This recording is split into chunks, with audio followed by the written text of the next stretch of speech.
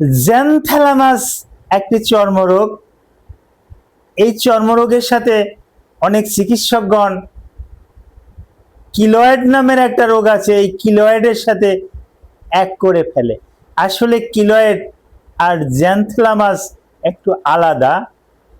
Keloid শরীরের বিভিন্ন বাজে বাজে বিভিন্ন জায়গাতে হতে পারে, কিন্তু জ্যানথ্যালামাস একটা নির্দিষ্ট জায়গাতেই হয়ে থাকে, অন্য জায়গাতে হয় না।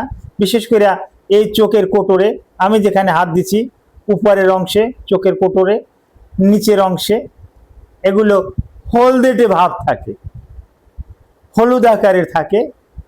এটাকে চিকিৎসা বিজ্ঞানের ভাষায় আমরা জ্যানথ্যালামাস বলি।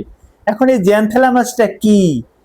যদিও এটা স্কিন ডিজিজ, এটা আসে কোত্থেকে, এর কারণটা কি, কি করলে এই জ্যানথ্যালামাসটা ভালো হয়, এই ব্যাপারে আলোচনা করব। আসসালামু আলাইকুম রহমতুল্লাহি ওয়া বারাকাতুহু। আমি ডাক্তার মীর শহীদুল ইসলাম। আমার চেম্বার শুভেচ্ছা 255, ঐতিহ্যবাহী শেখঘাট, সিলেট। জি, গুগলে গিয়ে ডাক্তার মীর শহীদুল ইসলাম কথাটি লিখে সার্চ দিলে আপনি আমার সম্পর্কে বিস্তারিত তথ্য পেয়ে যাবেন। দর্শক শ্রোতা, আলোচনা করব জ্যানথ্যালামাস সম্পর্কে। জ্যানথ্যালামাস স্কিনের একটা রোগ, কিন্তু স্কিনের একটা নির্দিষ্ট জায়গাতে হয়, চোখের কোটরে হয়, উপরের অংশে হয়, নিচের অংশে হয়। বেশিরভাগ সময় উপরের অংশে বেশি দেখি, হলদেটে ভাব এবং ফুলা ফুলা ভাব, as like a keloid but not keloid. তাহলে এটা কি?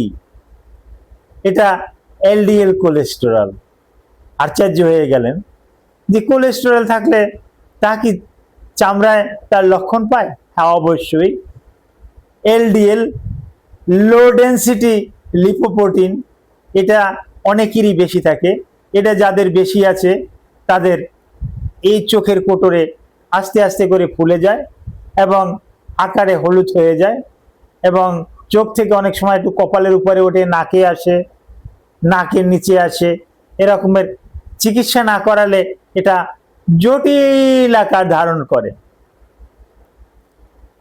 জায়গাতে খাওয়া যাবে, চুলকাবে, আয়নার সামনে নিজে গেলে মুখ দেখতে খারাপ লাগবে, কেমন কেমন জানি মনে হবে যে আমি তো রোগা মানুষ, এরকমেরই মনে হবে। এখন এর চিকিৎসা কি? হ্যাঁ, এলডিএল কোলেস্টেরল যাদের বেশি আছে লিপিড প্রোফাইলটা চেক করে নেবেন, এবং anti cholesterol drug atorvastatin, simvastatin, fenofibrate এ জাতীয় ওষুধ যদি আপনি খান, আপনি সম্পূর্ণরূপে ভালো হয়ে যাবেন। Thank you all.